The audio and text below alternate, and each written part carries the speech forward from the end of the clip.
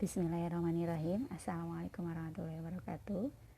Semangat pagi, selamat bergabung kembali di materi kita tentang perkebunan dan herbal. Adapun pembahasan kita kali ini masih sama ya, tentang makanan herbal, namun poinnya yang sedikit berbeda. Jadi poin hari ini yaitu tentang faktor yang mempengaruhi produksi makanan herbal. Nah, untuk tujuannya juga masih sama. Di sini tujuannya kalian harus bisa mengetahui faktor-faktor apa saja yang mempengaruhi produksi makanan herbal. Itu target pertemuan kita kali ini. Jadi kalian harus tahu faktor apa saja yang mempengaruhi produksi makanan herbal. Adapun faktornya, poin yang pertama yaitu bahan baku. Kemudian poin yang kedua, air. Poin yang ketiga, peralatan produksi. Poin yang keempat, bobot dan takaran. Poin kelima, proses produksi.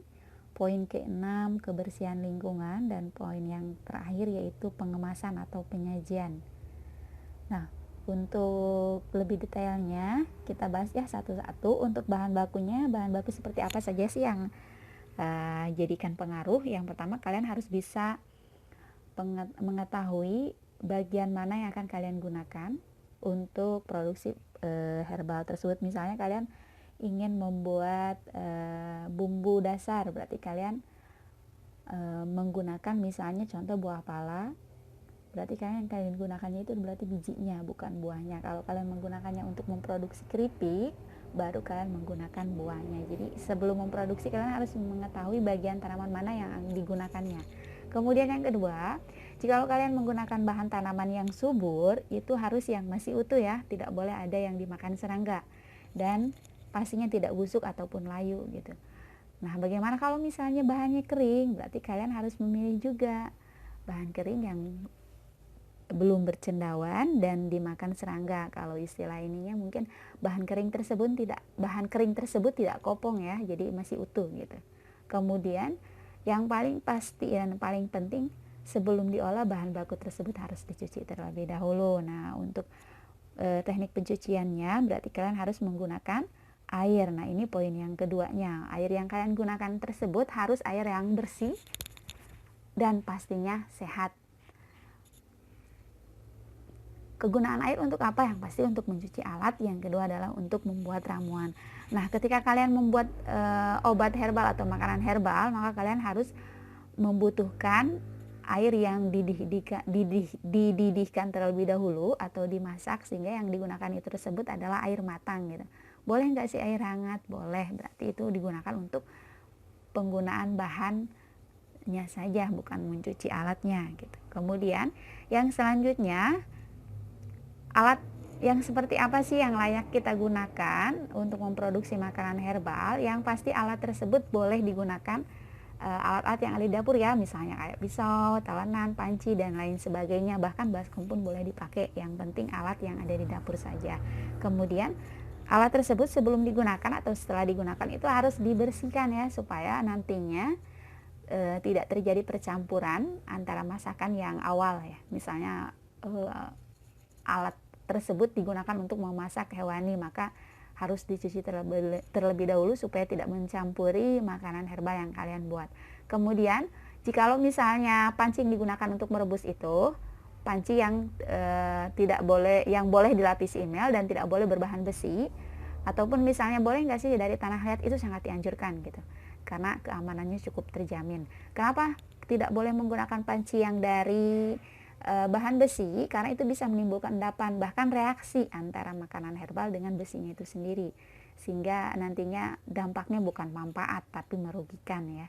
Kemudian setelah alat kita perhatikan, kita juga harus memperhatikan takaran atau bobot jikalau kalian menimbang bahannya.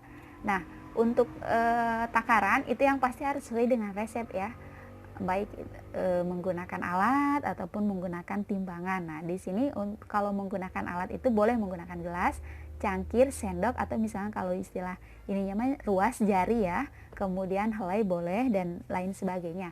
Misalnya kondisinya gimana kalau misalkan kalian takutnya terlalu terjadi masalah ternyata menggunakan takaran kayak helai misalnya, karena tidak takut terjamin, berarti kalian bisa menggunakan timbangan. Atau kalian misalnya menggunakan sendok, karena tidak takut pas takarannya, maka kalian boleh mengganti menjadi satuan. Misalnya contoh, kalian menggunakan 1 sendok makan gula merah, maka kalian harus mengganti dengan timbangan sebanyak 15 gram. Nah, itu salah satu titik keamanannya, karena takaran di sini faktor yang sangat pengaruhnya besar juga gitu. Jadi bukan hal yang sifatnya mudah gitu, tapi cukup harus diperhatikan juga.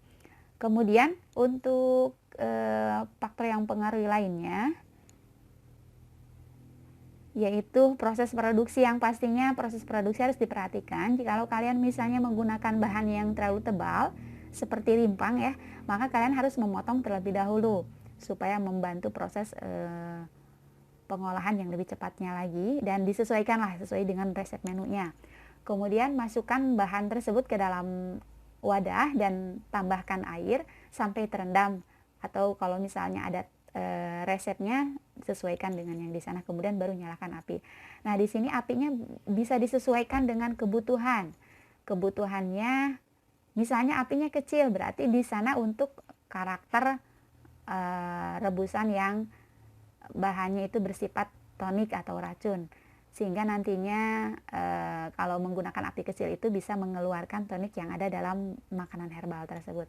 Kemudian jikalau ada ketentuan lainnya, maka jikalau tidak ada ketentuan lainnya, maka perebusan itu dianggap selesai jikalau misalnya sudah tersisa setengah jari. Jadi dari jumlah semula yang full air tersebut, berarti harus tersisa ketika direbus sampai tersisa setengah jari saja. Nah, kita tidak usah kita ukur menggunakan jari, tapi cukup kita amati, oh ternyata kira-kira tuh bahan tersebut sudah tersisa airnya setengah jari gitu. Nah, jikalau misalnya bahan tersebut keras, maka kalian harus menyisakan rebusan sampai sepertiganya. Bahan yang keras seperti apa, misalnya batang, biji gitu. Nah, itu harus tersisa sepertiganya dari air yang semula. Kemudian setelah proses produksi diperhatikan juga, kalian harus memperhatikan kebersihan lingkungan.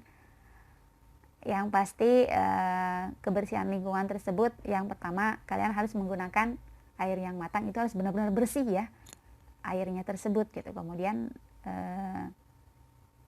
air matang juga itu mencegah timbulnya bakteri gitu, jadi otomatis sangat-sangat bersih lah, layak untuk digunakan. Kemudian peralatan juga yang digunakan tersebut harus dicuci terlebih dahulu agar bersih ya dan tidak berkarat yang pastinya. Contoh penerapan penggunaannya yaitu misalnya kalian ingin menggunakan alat untuk memeras atau menyaring, maka harus dicuci terlebih dahulu. Kenapa sih? Karena nantinya pencucian tersebut itu untuk menghindari kotoran cacing, bakteri, virus, atau kotoran yang lainnya. Bahkan mungkin kalau tidak kita perhatikan itu bisa ada kotoran yang menyebabkan leptospirosis, bukan berarti menjadi makanan herbal lagi, melainkan menjadi racun nantinya karena dari alat tersebut ternyata membawa penyakit gitu. Yang paling terakhir yaitu pengemasan. Nah, di sini pengemasan atau penyajian itu yang paling penting, karena kalau misalnya makanan herbal tersebut kita sajikan dengan ala kadarnya, itu daya tarik menariknya untuk konsumen tidak ada.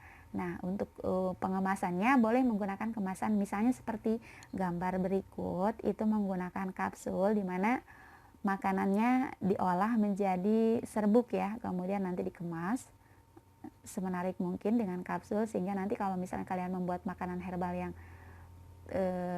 rasanya itu pahit, itu bisa terminimalisir dengan adanya kapsul tadi, sehingga kalau kita konsumsi itu aman ya. Dan kemudian ketika masuk ke dalam perut juga itu bisa tercerna gitu kalau menggunakan kapsul. Kemudian kalau untuk penyajiannya juga dan pengemasan itu harus diperhatikan supaya fungsi herbal tersebut masih terjaga gitu. Jadi bukan hanya sekedar menarik saja, yang pastinya harus tetap aman sehingga fungsi herbal tersebut harus ada. Nah, itu faktor yang paling terakhir, sehingga kalau kita akumulasikan kembali faktor yang mempengaruhi makanan herbal tersebut ada 7 poin ya. Yang pertama, bahan baku. Yang kedua, air. Yang ketiga, peralatannya harus tetap aman. Yang keempatnya, bobotnya itu harus diperhatikan sesuai dengan takaran. Yang kelima, proses produksi juga harus diperhatikan. Yang keenam, kebersihan lingkungan yang pasti harus tetap terjaga, baik itu alat ataupun bahan dan diri kita sendiri ya ketika mengolah. Kemudian yang terakhir adalah pengemasan atau penyajian. Itu saja mungkin untuk hari ini, semoga bermanfaat ya. Sekali lagi kalau ada pertanyaan atau apapun itu boleh kalian tanyakan di Google Classroom-nya. Oke, sekian ya, terima kasih. Assalamualaikum warahmatullahi wabarakatuh.